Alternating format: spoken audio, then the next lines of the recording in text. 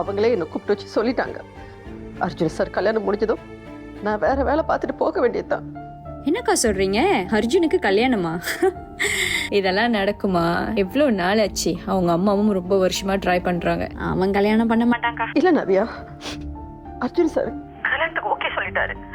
லக்ஷ்மி அம்மாவும் அவருக்கு ஒரு பொண்ணு பார்த்துட்டாங்க. அதான் அர்ஜுன் வேலையில போக்கஸா இல்லாம போன்லயே இருக்கான். ஆமா, இருந்தாலும் நீங்க ஏங்கா உங்க இடத்த விட்டு கொடுக்குறீங்க? வரவனால உங்க அளவுக்கு அந்த பாபாவை நல்லா பாத்துக்க முடியுமா? உங்க இடத்தை யாருக்காகவும் விட்டு கொடுக்காதீங்க. அந்த குடும்பத்துக்காக ரொம்ப உழைச்சிருக்கீங்க, மறந்துடாதீங்கக்கா. அதெல்லாம் சொல்லி என்ன இருக்கு நவ்யா?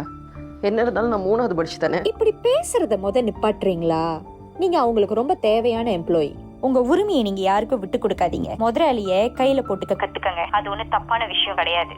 நீ சொல்றது புரியுது, ஆனா நான் என்ன செய்ய முடியும்? அக்கா, என்ன நம்புங்க. என்னைக்காவது உங்களுக்கு தப்பான விஷயம் சொல்லியிருக்கனா?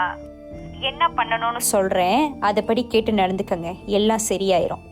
உங்களுக்கு ஏதாவது பண உதவி தேவைப்பட்டுச்சுன்னா என்ன கேளுங்க, நான் தரேன். சொல்லுங்க. சச்சா, அப்படிலாம் ஒண்ணு இல்லை நவ்யா. இப்பதானக்கா சொன்னேன். உங்களுக்கு ஏதாவது பண உதவி தேவைப்பட்டுச்சுன்னா தயங்காம என்ன கேளுங்க.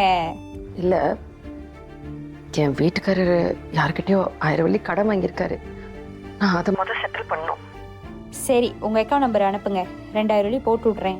1000 வெள்ளி கடனை செட்டில் பண்ணிட்டு இன்னொரு 1000 வெள்ளி உங்க செலவுக்கு வச்சுக்கோங்க. இல்ல இல்ல நவ்யா, அவ்வளோலாம் தேவையில்லை. 1000 வெள்ளி போதும். இது தேவையா இப்போ?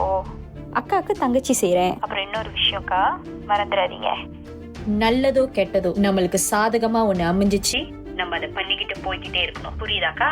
இன்னைக்கு நான் உங்களுக்கு உதவி செய்யல, நீங்க கும்பிடுற கடவுள் தான் உங்களுக்கு உதவி செஞ்சிருக்கிறாரு.